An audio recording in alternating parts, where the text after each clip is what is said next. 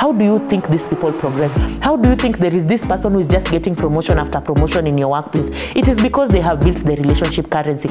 You need to understand who is that respected person. There is that person who is very respected. When they go into a meeting and they say, we need to automate this process, everyone listens to them. So first of all, do a good job, be excellent in your performance, but after that, get people to speak for you. We all know that sometimes it is not the highest ranking person in the office that actually is the most influential. Sometimes it's a cleaner.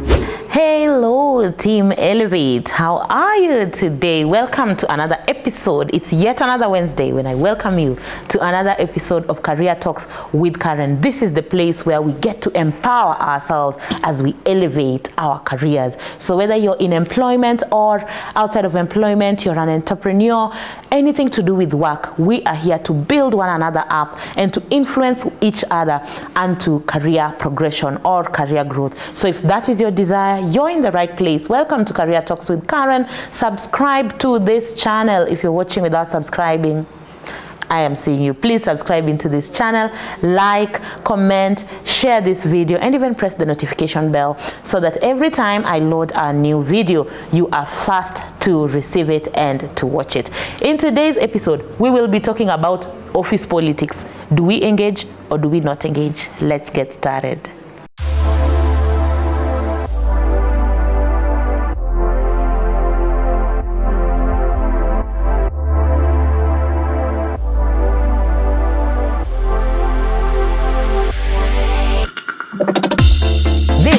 Career Talks with Karen.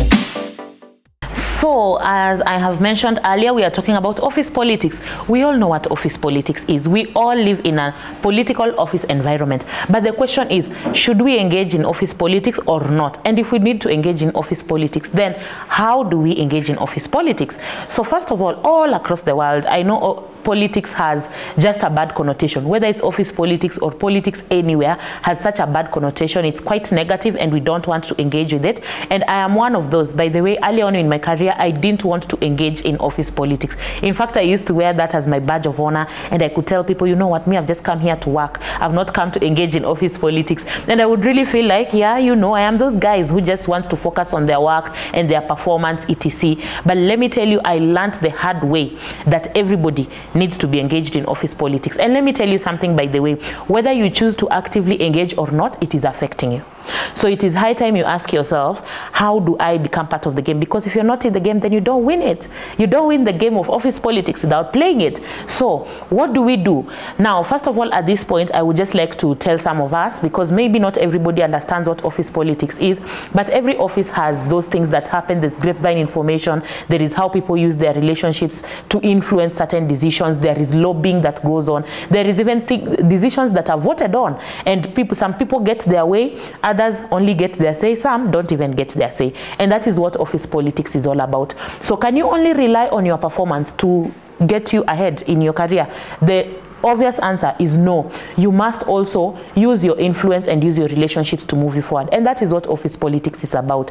It's about relationship as a currency. The relationships that you have in the office are a currency. So if you're not going to engage in relationships, and I have talked too much in my previous episodes about relationships in the office and making friends and just networking within your organization, those relationships that you have are your currency that you can use to move forward. The other thing is using influence as capital.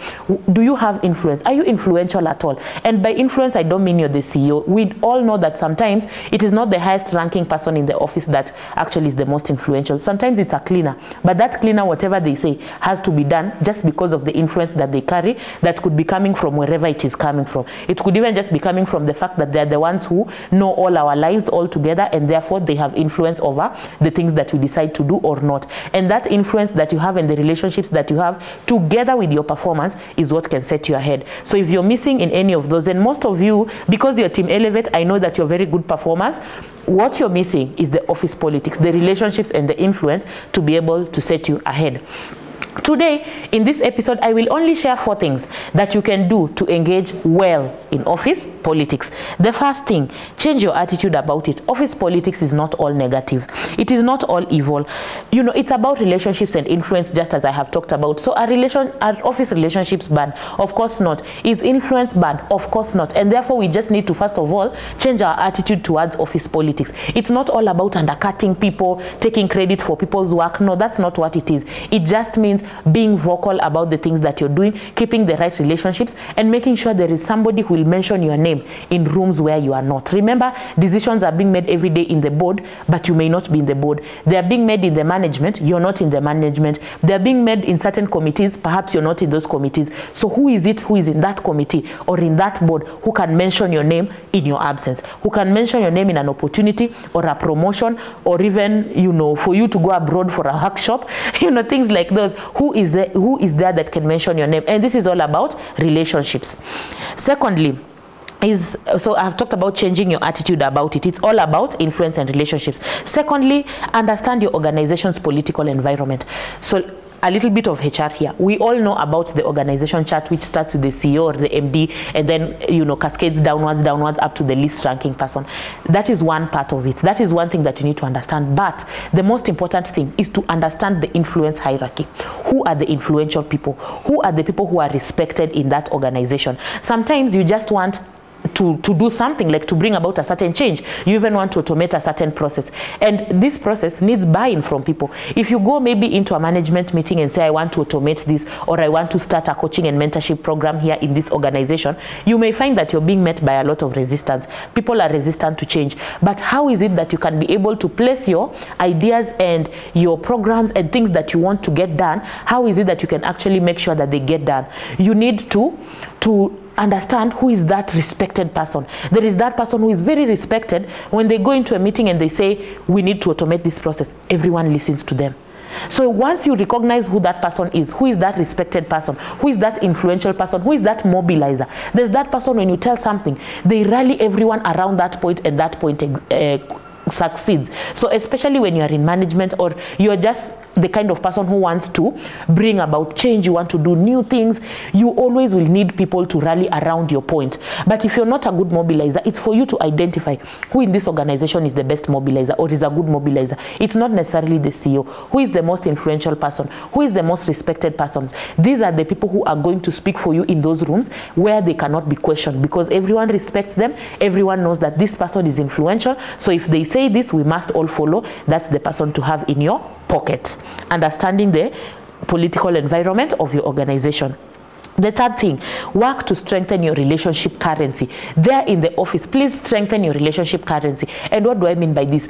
Just start very simple. Take people for lunch. Take your boss for lunch. Have a conversation with them. Talk to them about their family. If there is anything that you know about them, you know, talk about things that are not necessarily work. They're a bit outside of work. Though usually, depending on the relationship that you have, it may be safe to start with work. It may be safe for you maybe to start by asking them, where were you before you came into this organization? What has your career journey been like? Did you ever intern somewhere? Were you ever an intern? How was that experience? Have you always been in finance, or did you start somewhere? What did you study for you to get here? Those are just conversation starters, and you find that the conversation starts going. Before long, you can even start talking about their families. How is it like parenting a teenager? How is it like, you know, having your child in Breban, or in, you know, whichever school they have their kid in, you know, and such things. How is CBC like for you as a parent? How are you managing parenting your children through CBC? Anything can be a conversation starter. But as you're doing that, you're building your relationship with them. You're building your relationship. And this is not only for your boss, it's for anyone else. Remember, you have already mapped out the influential people, the respected people in the organization. So these are the people who you are having those lunches and those coffees with. And even if you work in a remote environment, it is always easy to just tell someone who works in the UK and you work in Germany, to tell them, you know what, can we schedule just a 30-minute call where we can catch up? Because I feel like all our conversations are about work. I would like to know you more. I would like to have a deeper conversation with you. Or even if you're working remotely but within the same country, you can always always plan, tomorrow afternoon at 2, can we do a coffee at Java with you? Can we meet at whatever central location it is? And you can always go there. By doing that, you're building relationship currency. Is this easy? No, it is not easy. It is so hard. You have to create the time for it. You have to think through those conversations before you get into them. But does anything good come easy? The answer is no. All those people you are seeing succeeding, we have seen some people just getting jobs after jobs. They are always in this job and then another better job and then another better job. How do you think these people progress? How do you think there is this person who is just getting promotion after promotion in your workplace? It is because they have built the relationship currency. And by you talking to these influential people, just going for coffees and even sharing your dreams with them, telling them one day I would wish to be the general manager of this unit or of this department or of this business. One day when they're in the boards and in the senior management where these decisions are being made, they will mention you there. And when they mention you because they are an influential person and because their opinion is respected, then that's just how you're going to receive a call and be told, Karen or so-and-so, we are recommending this position for you. Would you, be comfortable taking it? Or we are recommending you to go and represent the organization in this workshop abroad. I've actually been to an organization where there's some staff that were complaining to me that there was this specific 2 or 3 staff in their department who every time there's a training in Germany, they're the ones going. Every time there's a workshop in the US, Washington, D.C., it's this specific 3. There is something in South Africa, it's this specific 3. Why would you think so? It is simply because these specific 3 have taken time to build their relationship currency, while the rest of us are saying there is favoritism, there is this manager hates us, they never choose us, but it is you who has never built your relationship currency. You're not playing the office politics, and therefore these opportunities are not coming your way. So learn how to strengthen that.